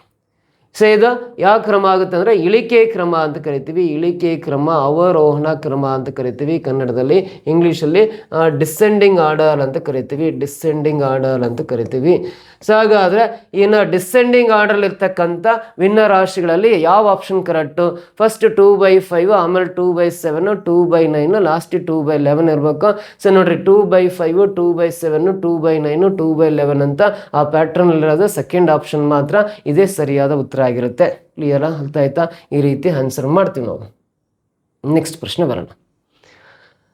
3 cloth pieces of length 7 meter, 7.5 meter and 9.5 meter respectively are cut into pieces of identical maximum length ಅಂತ ಇದೆ. maximum length. The length of each small piece is ಅಂತ. ನೋಡ್ರಿ, 7 ಮೀಟರ್ ಉದ್ದ ಒಂದು ಬಟ್ಟೆ ಇದೆ, ಇನ್ನೊಂದು ಬಟ್ಟೆ 7.5 ಮೀಟರ್ ಉದ್ದ ಇದೆ, ಮತ್ತೊಂದು ಬಟ್ಟೆ 9.5 ಮೀಟರ್ ಉದ್ದ ಇಲ್ಲ. 3 ಬಟ್ಟೆಯ ತುಂಡುಗಳಿದಾವೆ. ಅವನ್ನ ಅತಿ ಗರಿಷ್ಠ ಉದ್ದದ ತುಂಡುಗಳನ್ನಾಗಿ ಕಟ್ ಮಾಡಬೇಕು. ಮ್ಯಾಕ್ಸಿಮಮ್ ಲೆಂತ್ ಆಗಿ ಕಟ್ ಮಾಡಬೇಕು. ಕಟ್ ಮಾಡಿದಾಗ ಪ್ರತಿಯೊಂದರಲ್ಲೂ ಈಕ್ವಲ್ ಸೈಜೆಲ್ಲ ಪೀಸಸ್ಸೇ ಬೇಕು ನಮಗೆ. ಇದರಲ್ಲಿ ಕಟ್ ಮಾಡ್ಕೊಂತವ್ರೆ ಲಾಸ್ಟಿಗೆ ಒಂದು ಸ್ವಲ್ಪ ಪೀಸ್ ಉಳೀತು, ಇದರಲ್ಲಿ ಉಳೀತು, ಇದರಲ್ಲಿ ಉಳೀತು, ಹಂಗೆ ಉಳಿಸಂಗೇ ಇಲ್ಲ. ಎಲ್ಲದರಲ್ಲೂ ಈಕ್ವಲ್ ಸೈಜ್ ಪೀಸಸ್ಸೇ ಇರಬೇಕು. ಆ ಥರ ಪ್ರತಿಯೊಂದು ಪೀಸ್ ಕಟ್ ಮಾಡ್ತೀವಲ್ಲ, ಆ ಸಣ್ಣ ಪೀಸಿನ ಉದ್ದ ಎಷ್ಟಿರುತ್ತೆ, ಲೆಂತ್ ಎಷ್ಟಿರುತ್ತೆ ಅಂತ ಕೇಳಿದ್ದಾನೆ. ಎಷ್ಟು ಸೆಂಟಿಮೀಟ್ರ್ ಉದ್ದ ಒಂದೊಂದು ಪೀಸ್ ಕಟ್ ಮಾಡಬೇಕು ಅಂತ ಕೇಳಿದ್ದಾನೆ. ಪ್ರತಿಯೊಂದನ್ನು ಎಷ್ಟು ಸಾಧ್ಯನ ಅಷ್ಟು ಉದ್ದ ಇರ್ತಕ್ಕಂಥ ಪೀಸ್ ಕಟ್ ಮಾಡಿದರೆ ಎಲ್ಲದರಲ್ಲಿ ಈಕ್ವಲ್ ಸೈಜಸ್ ಪೀಸಸ್ಸೇ ಆಗಬೇಕು. ಆಗಲ್ಲ ಆ ಒಂದು ಪೀಸ್ನ ಉದ್ದ ಎಷ್ಟಿರುತ್ತೆ, ಎಷ್ಟು ಸೆಂಟಿಮೀಟ್ರಿಗೆ ಒಂದು ಪೀಸ್ ಕಟ್ ಮಾಡಬೇಕು ಅಂತ ಪ್ರಶ್ನೆ ಕೇಳಿದಂಗೆ. ಸೊ ನೋಡ್ರಿ, ಇದು 7.5 ಮೀಟ್ರ್, ಇದು 9.5 ಮೀಟ್ರ್, ಇದು 7 ಮೀಟ್ರ್ ಇದೆಯಲ್ಲ, ಅದು 7 ಮೀಟ್ರ್ ಅಂದರೆ ಅದು 700 ಸೆಂಟಿಮೀಟ್ರ್ ಅಂತ ಅರ್ಥ. ಯಾಕಂದ್ರೆ 1 ಮೀಟರ್ಗೆ 100 ಸೆಂಟಿಮೀಟ್ರ್ ಬಟ್ಟೆ. 1 ಮೀಟ್ರ್ ಬಟ್ಟೆ ಅಂದರೆ ಅದೆಷ್ಟು? 100 ಸೆಂಟಿಮೀಟ್ರ್ ಆಗುತ್ತೆ. 1 ಮೀಟ್ರಿಗೆ 100 ಸೆಂಟಿಮೀಟ್ರ್ ಆದರೆ 7 ಮೀಟ್ರಿಗೆ 700 ಸೆಂಟಿಮೀಟ್ರ್ ಆಗುತ್ತೆ. ಆಮೇಲೆ 7.5 ಮೀಟ್ರ್ ಬಟ್ಟೆ ಅಂದರೆ ಅದು 750 ಸೆಂಟಿಮೀಟ್ರಿಗೆ ಸಮ. ಆಮೇಲೆ 9.5 ಮೀಟ್ರ್ ಬಟ್ಟೆ ಅಂದರೆ ಅದು 950 ಸೆಂಟಿಮೀಟ್ರಿಗೆ ಸಮ. ಸೊ ಈ ಬಟ್ಟೆಗಳನ್ನು ಮ್ಯಾಕ್ಸಿಮಮ್ ಗರಿಷ್ಠ ಅಂತ ಕೊಟ್ಟಿರೋದ್ರಿಂದ ಒಂದು ಸಿಂಪಲ್ ಕ್ಲೂ ನೋಡ್ರಿ. ಗರಿಷ್ಠ ಅಂತ ಕೊಟ್ಟಿರೋದ್ರಿಂದ ಏನು ಮಾಡಬೇಕು ಅಂದರೆ ನಾವು ಗರಿಷ್ಠ ಅಂತ ಕೊಟ್ಟಿರೋದ್ರಿಂದ ಏನು ಮಾಡಬೇಕು ಅಂದರೆ ಅದಕ್ಕೆ ಈ 3 ಸಂಖ್ಯೆಗಳಿಗೆ ಮಾಸ್ ಸಹ ಕಂಡುಹಿಡ್ಕೋಬೇಕು. ಗರಿಷ್ಠ ಮ್ಯಾಕ್ಸಿಮಮ್ ಅಂತ ಇದೆ ಅಂದರೆ ಈ 3 ಸಂಖ್ಯೆಗಳ ಮಾಸ್ ಸಹ HCF ಅಂತ ಕರಿತೀವಿ. ಹೈಯೆಸ್ಟ್ ಕಾಮನ್ ಫ್ಯಾಕ್ಟರ್ ಅಂತ ಕರಿತೀವಲ್ಲ, ಮಹತ್ತಮ ಸಾಮಾನ್ಯ ಅಪವರ್ತನ ಕಂಡುಹಿಡ್ಕೊಂಡ್ರೆ ಈ ಪ್ರಶ್ನೆಗೆ ಆನ್ಸರೇ ಬಂದೋಯ್ತು. ಸೇ 3 ಸಂಖ್ಯೆಗಳು ಯಾವ ಸಿಂಗಲ್ ನಂಬರಿಂದ ಡಿವೈಡ್ ಆಗ್ತಾವೆ ಆ ಸಂಖ್ಯೆಯಿಂದ ಭಾಗಿಸ್ಬೇಕು. ಯಾವುದರಿಂದ ಭಾಗ ಆಗ್ತವೆ ಇವು? 700, 750, 950 ಎಲ್ಲವೂ 50ರಿಂದ ಭಾಗ ಆಗ್ತವೆ. ನೋಡಿರಿ, ಇದು 51 50, 70 50 ಕಳೆದ್ರೆ 20 ಉಳಿಯುತ್ತೆ, 200 ಆಗುತ್ತೆ. 54 200 ಕ್ಯಾನ್ಸಲ್ ಆಗುತ್ತೆ. ಸೊ ಇದು 51 50, 75 50 ಕಳೆದ್ರೆ 25 ಉಳಿಯುತ್ತೆ, 250 ಆಗುತ್ತೆ. 55 250 ಕ್ಯಾನ್ಸಲ್. ಇದು 51 50 ನೆಕ್ಸ್ಟ್ ಉಳಿಯುತ್ತೆ ಅಂದರೆ 45 ಉಳಿಯುತ್ತೆ, 450 ಆಗುತ್ತೆ. 59 450 ಕ್ಯಾನ್ಸಲ್. ನೋಡ್ರಿ, ಈ ಪ್ರತಿಯೊಂದು ಸಂಖ್ಯೆಗಳನ್ನು ನಾವು 50ರಿಂದ ಭಾಗಿಸಿದ್ರೆ 14, 15, 19 ಬಂದ್ವು. ಈ 3 ಸಂಖ್ಯೆಗಳು ಮತ್ತು ಯಾವುದೇ ಸಿಂಗಲ್ ನಂಬರಿಂದ ಡಿವೈಡ್ ಆಗಲ್ಲ. ಇಲ್ಲಿಗೆ ಸ್ಟಾಪ್ ಮಾಡಿರಿ, ಡಿವಿಷನ್ ಕಂಟಿನ್ಯೂ ಮಾಡೋಕ್ಕೆ ಹೋಗ್ಬಿಡ್ರಿ. 3 ಸಿಂಗಲ್ ನಂಬರಿಂದ ಡಿವೈಡ್ ಆದ್ರೆ ಮಾತ್ರ ಡಿವಿಷನ್ ಕಂಟಿನ್ಯೂ ಮಾಡಬೇಕು. ಡಿವೈಡ್ ಆಗದೆ ಇದ್ರೆ ಇಲ್ಲಿಗೆ ಸ್ಟಾಪ್ ಮಾಡಿರಿ. ಯಾವ ಸಂಖ್ಯೆಯಿಂದ ನೀವು ಭಾಗಿಸಿದ್ರೆ ಅದೇ ಸಂಖ್ಯೆ ಈ 3 ಸಂಖ್ಯೆಗಳ ಮಾಸ್ ಸಹ HCF 50 ಬಂದಿರುತ್ತೆ.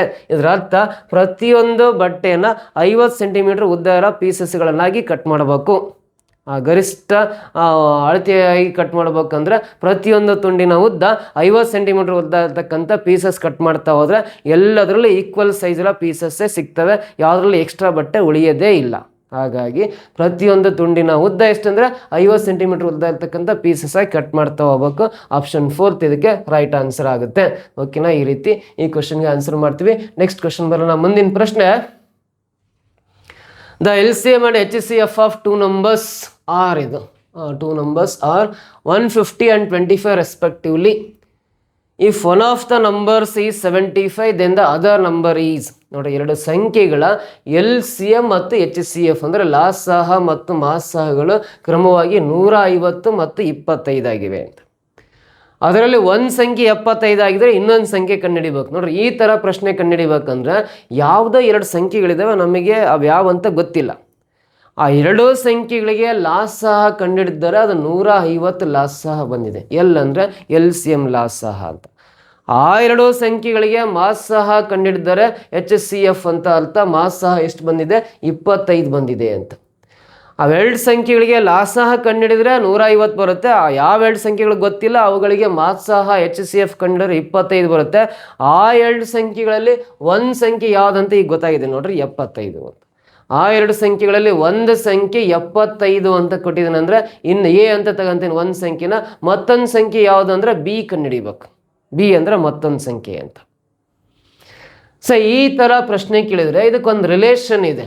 ಈ ಎರಡು ಸಂಖ್ಯೆಗಳ ಗುಣಲಬ್ಧವು A ಮತ್ತು B ಅನ್ನೋದು ಎರಡು ಸಂಖ್ಯೆಗಳು. A ಅಂದರೆ ಒಂದು ಸಂಖ್ಯೆ, B ಅನ್ನೋದು ಮತ್ತೊಂದು ಸಂಖ್ಯೆ. ಎರಡು ಸಂಖ್ಯೆಗಳ ಗುಣಲಬ್ಧವು ಅವುಗಳ ಲಾಸಹ ಮತ್ತು ಮಾಸಹಗಳ ಗುಣಲಬ್ಧಕ್ಕೆ ಸಮವಾಗಿರುತ್ತೆ.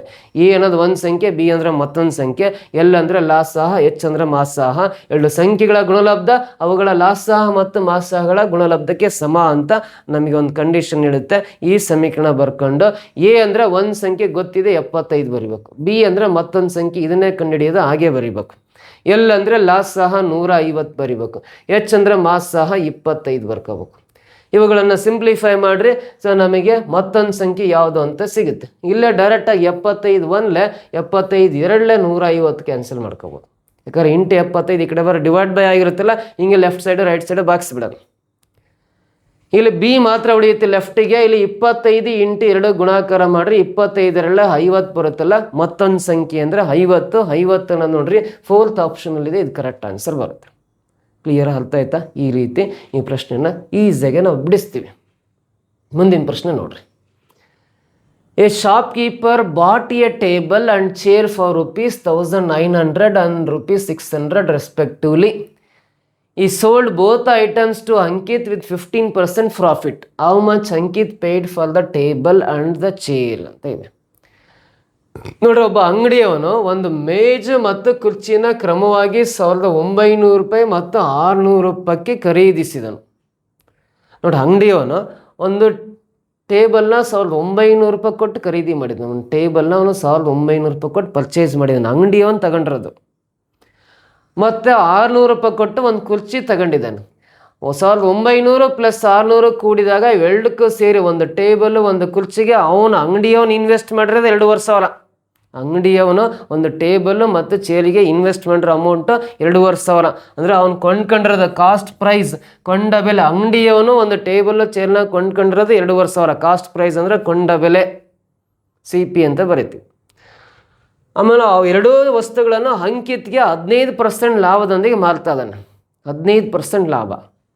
ನೋಡ್ರಿ, ₹100ಕ್ಕೆ ₹15 ಲಾಭ ಇಟ್ಟು ಮಾರ್ತಾ ಇದ್ದಾನೆ. ಸೊ ಅವೆರಡೂ ವಸ್ತುಗಳನ್ನು ಅಂಕಿತ್ಗೆ ಅಂಗಡಿಯವನು ಮಾರಾಟ ಮಾಡಿದ್ದಾನೆ, 15% ಲಾಭದಲ್ಲಿ ಮಾರಾಟ ಮಾಡಿದ್ದಾನೆ. 15% ಲಾಭ ಅಂದರೆ ನೋಡ್ರಿ, ₹100ಕ್ಕೆ ₹15 ಲಾಭ ತಗೊಂತಾನಂದ್ರೆ ₹2500ಕ್ಕೆ ಎಷ್ಟು ಲಾಭ ಆಗುತ್ತೆ ಅಂದರೆ ಪರ್ಸೆಂಟೇಜಲ್ಲಿ ಅಂದರೆ 2 ಇಲ್ಲ ಅನ್ಕೊಳ್ರಿ. 15 × 25 ಗುಣಿಸ್ರಿ, 15 75 ದಶಕ 7, 15 30 + 7 37, ಅಂದರೆ ₹375 ಲಾಭ ಇಟ್ಟು ಮಾರಿದ್ದಾನೆ ಅಂತ. 15% ಅಂದರೆ ₹100ಕ್ಕೆ ₹15 ಆದರೆ ₹2500ಕ್ಕೆ ಎಷ್ಟು ಲಾಭ ಆಗುತ್ತೆ? ₹375 ಆಗುತ್ತೆ. ಅದು ಸಿಂಪಲ್ ಅಂದರೆ ನೋಡ್ರಿ, ಇಲ್ಲಿ ಪರ್ಸೆಂಟೇಜಲ್ಲಿ ಅಂದರೆ 2 ಇಲ್ಲ ಅಂದ್ಕೊಂಡು 25 × 15 ಗುಣಾಕಾರ ಮಾಡಿದ್ರೆ ₹375 ಬರುತ್ತಲ್ಲ. ₹2500 ಖರೀದಿ ಮಾಡಿ ₹375 ಲಾಭ ಇಟ್ಟು ಮಾರ್ತಾ ಇದ್ದಾನೆ ಅಂದರೆ ಇವೆರಡು ಕೂಡ್ರಿ ₹2875 ಮಾರಾಟ ಮಾಡಿದ್ದಾನೆ ಅಂತ. ₹2875 ಮಾರಾಟ ಮಾಡಿದ್ದಾನೆ. 2875 4th ಆಪ್ಷನಲ್ಲಿದೆ ನೋಡ್ರಿ, ಇದು ಸರಿಯಾದ ಉತ್ತರ ಆಗಿರುತ್ತೆ. ಈ ರೀತಿ ಲೆಕ್ಕ ಮಾಡ್ಕೋಬೋದು, ಸಿಂಪಲ್. ಓಕೆನಾ? ನೆಕ್ಸ್ಟ್ ಕ್ವಶನ್ ಬರೋಣ. ಇನ್ನೇನು examination Divya scored 340 marks out of 400 marks. The percentage of marks she scored is. ನೋಡ್ರಿ, ಒಂದು ಪರೀಕ್ಷೆ ಆಗಿರುತ್ತೆ.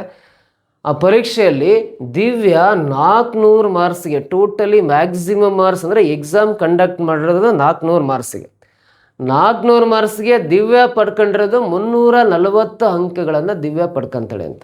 ನೀವು ಪ್ರತಿಯೊಂದು ಕ್ವಶನ್ನ ಬರ್ಕೊಂಡು ಸೊಲ್ಯೂಷನ್ ಬರ್ಕೊಂಡು ಪದೇ ಪದೇ ಪ್ರಾಕ್ಟೀಸ್ ಮಾಡಿದ್ರೆ 100% ನಿಮಗೆ ಎಕ್ಸಾಮು ಈಸಿ ಆಗುತ್ತೆ. ನೀವು ಸಿನಿಮಾ ನೋಡೋ ಥರ ಬರೀ 2-3 ಪ್ರಶ್ನೆ ನೋಡಿ ಸ್ಕಿಪ್ ಮಾಡಿ ಹೋದ್ರಿ ಅಂದರೆ ಇದು ವೇಸ್ಟ್ ನೀವು ನೋಡೋದು. ಸೊ ಟೋಟಲಿ ನೋಡಿರಿ, 400 ಮಾರ್ಕ್ಸ್ಗೆ 340 ಮಾರ್ಕ್ಸನ್ನು ದಿವ್ಯಾ ಪಡ್ಕೊಂಡಿದ್ದಾಳೆ ಅಂದರೆ ಅವಳ ಗಳಿಸಿದ ಶೇಕಡಾವಾರು ಅಂಕ 100ಕ್ಕೆ ಎಷ್ಟು ಗಳಿಸ್ದಂಗೆ, ಶೇಕಡಾವಾರು ಅಂದರೆ ಪರ್ಸೆಂಟೇಜ್ ಆಫ್ ಮಾರ್ಕ್ಸ್ ಕಂಡುಹಿಡಿಬೇಕು.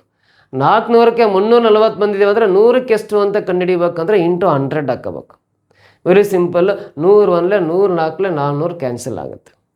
4ರಿಂದ 340 ಡಿವೈಡ್ ಮಾಡಿರಿ, 4 8 32, ಇನ್ನು 2 ಉಳಿಯುತ್ತೆ 20 ಆಗುತ್ತೆ. ಈ ಕಡೆಗೆ 4 5 20 ಕ್ಯಾನ್ಸಲ್ ಆಗಿ ದಿವ್ಯಾ ಪಡ್ಕೊಂಡಿರೋದು ಟೋಟಲಿ 85% ಮಾರ್ಕ್ಸ್ ಪಡ್ಕೊಂಡಿರ್ತಾಳೆ ಅಂತ. 85% ಇಲ್ಲಿ 4th ಆಪ್ಷನ್ ಇದೆ ನೋಡ್ರಿ, ಇದು ಕರೆಕ್ಟ್ ಆನ್ಸರ್. ಕ್ಲಿಯರ್? ಅರ್ಥ ಆಯ್ತಾ? Coming to the next question ಬರೋಣ. In the given figure who is the centre of the circle. ನೋಡ್ರಿ, ಕೊಟ್ಟಿರೋ ಚಿತ್ರದಲ್ಲಿ ಓ ವೃತ್ತದ ಕೇಂದ್ರ ಅಂತ ಕೊಟ್ಟಿದ್ದಾನೆ. ಓ ವೃತ್ತ ಕೇಂದ್ರ ಅಂತ ಕೊಟ್ಟಿದ್ದಾನೆ. A B equal to 8 centimetre. ನೋಡ್ರಿ, ಎನಿಂದ ಬಿಗಿರ್ತಕ್ಕಂಥ ಡಿಸ್ಟೆನ್ಸ್ 8 ಸೆಂಟಿಮೀಟ್ರ್ ಅಂತ ಇದೆ. ಹಾಗಾದ್ರೆ ಓ ಪಿಯ ಉದ್ದ ಎಷ್ಟು ಅಂತ ಕೇಳಿದಾನೆ. ವೆರಿ ಸಿಂಪಲ್ ಕ್ವಶನ್ ಇದು, ಬಹಳ easy question, no more calculation. ಇಲ್ಲಿ ಎನಿಂದ ಬಿಗೆ ಟೋಟಲ್ ಎಷ್ಟಿದೆ? 8 ಸೆಂಟಿಮೀಟ್ರ್ ಇದೆ ಅಂದ್ರೆ ಇದು ಎ ಬಿ ಅನ್ನೋದು ವೃತ್ತದ ವ್ಯಾಸ ಅಂತ ಕರಿತೀವಿ, ವ್ಯಾಸ ಅಂತ ಕರಿತೀವಿ, ಡಯಾಮೀಟರ್ ಅಂತ ಕರಿತೀವಿ ಇಂಗ್ಲೀಷಲ್ಲಿ. ಟೋಟಲಿ ವ್ಯಾಸ 8 ಸೆಂಟಿಮೀಟ್ರ್ ಇದೆ ಅಂದರೆ ಓನಿಂದ ಬಿಗಿರೋದನ್ನ ತ್ರಿಜ್ಯ ಅಂತ ಕರಿತೀವಿ. ತ್ರಿಜ್ಯ ಈ ವ್ಯಾಸದ ಅರ್ಧದಷ್ಟಿರುತ್ತೆ. ಟೋಟಲಿ ವ್ಯಾಸ 8 ಸೆಂಟಿಮೀಟ್ರ್ ಇದೆ ಅಂದರೆ 8ರ ಅರ್ಧ ಅಂದರೆ ಓನಿಂದ ಬಿಗೆ 4 ಸೆಂಟಿಮೀಟ್ರ್ ಇರುತ್ತೆ. ಓನಿಂದ ಎಗೂ ಕೂಡ ತ್ರಿಜ್ಯ ಆಗುತ್ತೆ, ರೇಡಿಯಸ್ ಅದು 4 ಸೆಂಟಿಮೀಟ್ರ್ ಆಗುತ್ತೆ. ಎ ಬಿ ಅನ್ನೋ ಡಯಾಮೀಟ್ರ್ ಆಗಿದೆ ಅಂದರೆ ಓನಿಂದ ಬಿಗೆ ರೇಡಿಯಸ್, ಓನಿಂದ ಎಗೂ ರೇಡಿಯಸ್ ಅಂತ ಕರಿತೀವಿ. ಓನಿಂದ ಬಿಗಿರೋದು ತ್ರಿಜ್ಯ, ಓನಿಂದ ಎಗಿರೋದು ತ್ರಿಜ್ಯ ಆಗುತ್ತೆ. ಸೊ 4 ಸೆಂಟಿಮೀಟ್ರ್ 4 ಸೆಂಟಿಮೀಟ್ರ್ ಸೇರಿ ಟೋಟಲ್ 8 ಸೆಂಟಿಮೀಟ್ರ್ ಎ ಬಿ ವ್ಯಾಸ ಆಗಿರುತ್ತೆ. ನೋಡ್ರಿ, ಓ ಬಿ ಅನ್ನೋದು ವೃತ್ತದ ತ್ರಿಜ್ಯ ಆಗಿದೆ ಅಂದರೆ ಈ ಓ ಪಿ ಕೂಡ ಇದು ವೃತ್ತಕ್ಕೆ ತ್ರಿಜ್ಯನೇ ಆಗಿರುತ್ತೆ. ಈ ಓ ಪಿ ಕೂಡ ವೃತ್ತದ ತ್ರಿಜ್ಯನೇ ಆಗಿರುತ್ತೆ. ಸೊ ಹಾಗಾದ್ರೆ ಓ ಬಿ ಅನ್ನೋದು ವೃತ್ತದ ತ್ರಿಜ್ಯ 4 ಸೆಂಟಿಮೀಟ್ರ್ ಇದೆ ಅಂದರೆ ಓ ಬಿ ಕೂಡ ವೃತ್ತಕ್ಕೆ ತ್ರಿಜ್ಯ, ಇದು ಕೂಡ 4 ಸೆಂಟಿಮೀಟ್ರ್ ಇದೆ. ಸೊ ಒಂದು ವೃತ್ತದಲ್ಲಿ ಎಷ್ಟು ತ್ರಿಜ್ಯಗಳು ಬೇಕಾದ್ರೆ ಎಳಿಬೋದು? ಎಲ್ಲ ತ್ರಿಜ್ಯಗಳು ಅಳತೆಯಲ್ಲಿ ಸಮ ಇರ್ತವೆ. ಎಲ್ಲ ತ್ರಿಜ್ಯಗಳು ಅಳತೆಯಲ್ಲಿ ಸಮ ಇರೋದಾದರೆ ಓ ಬಿ ವೃತ್ತದ ತ್ರಿಜ್ಯ ಆಗಿದೆ ಅಂದರೆ ಓ ಪಿ ಕೂಡ ವೃತ್ತಕ್ಕೆ ತ್ರಿಜ್ಯ ಆಗುತ್ತೆ. ಅದು ಕೂಡ ಎಷ್ಟಿರುತ್ತೆ? 4 ಸೆಂಟಿಮೀಟ್ರ್ ಆಗುತ್ತೆ. ಓ ಪಿಯ ಉದ್ದ ಕಿಡಿದಾನೆ 4 ಸೆಂಟಿಮೀಟ್ರ್. ಆಪ್ಷನ್ ಸೆಕೆಂಡ್ ಒನ್ನಲ್ಲಿದೆ ನೋಡ್ರಿ, ಇದು ಕರೆಕ್ಟ್ ಆನ್ಸರ್. ಕ್ಲಿಯರಾ? ಅರ್ಥ ಆಯ್ತಾ? ಸೊ ಈ ಥರ ನೋಡ್ರಿ 15 ಪ್ರಶ್ನೆಗಳನ್ನು ಬಿಡಿಸೋ ವಿಧಾನಗಳನ್ನು ನಿಮ್ಗೆ ಹೇಳ್ಕೊಟ್ಟಿದ್ದೀನಿ. ಎಲ್ಲ ಪ್ರಶ್ನೆಗಳನ್ನು ನಿಮ್ಮ ನೋಟ್ಬುಕ್ಕಲ್ಲಿ ಬರ್ಕೊಂಡು ಪ್ರಾಕ್ಟೀಸ್ ಮಾಡ್ತಾ ಬಂದರೆ ಮ್ಯಾಥ್ಸ್ ಮೇಡ್ ಈಸಿ ಅಂತ ಕರಿತೀವಿ. ಮ್ಯಾಥ್ಸ್ ಭಾಳ ಸುಲಭ. ಸೊ ನಾನು ಹೇಳ್ಕೊಟ್ಟಿರೋ ಕ್ಲಾಸ್ ನಿಮಗೆ ಇಷ್ಟ ಆಗಿದ್ರೆ ಒಂದು ಲೈಕ್ ಮಾಡಿ, ಕಮೆಂಟ್ ಮಾಡಿ, ನಿಮ್ಮ ಫ್ರೆಂಡ್ಸ್ ಗ್ರೂಪಿಗೆಲ್ಲ ಶೇರ್ ಮಾಡಿ. ಹಾಗೆ ನಮ್ಮ ಎಫರ್ಟಿಗೆ ನೀವೇನಾದ್ರು ಕಾಂಟ್ರಿಬ್ಯೂಟ್ ಮಾಡಬೇಕು ಅಂದರೆ, ನಮ್ಮ ಅಕಾಡೆಮಿ ಡೆವಲಪ್ಮೆಂಟಿಗೆ ನೀವು ಸಪೋರ್ಟ್ ಮಾಡಬೇಕಂದ್ರೆ ಇಲ್ಲಿ ಕಾಣಿಸ್ತಕ್ಕಂಥ QR ಕೋಡ್ಗೆ ಸ್ಕ್ಯಾನ್ ಮಾಡಿ ನಿಮಗೆ ಸಾಧ್ಯವಾದರೆ ಡೊನೇಟ್ ಮಾಡಿರಿ. Not compulsory, not mandatory. Next ಕ್ಲಾಸಲ್ಲಿ ಮತ್ತೆ ಬೇರೆ ಬೇರೆ ಪ್ರಶ್ನೆಗಳೊಂದಿಗೆ ನಿಮ್ಮನ್ನ ಭೇಟಿ ಆಗ್ತೀನಿ. ಅಂಟಿಲ್ ದೆನ್ ಟೇಕ್ ಕೇರ್, ಬಾಯ್.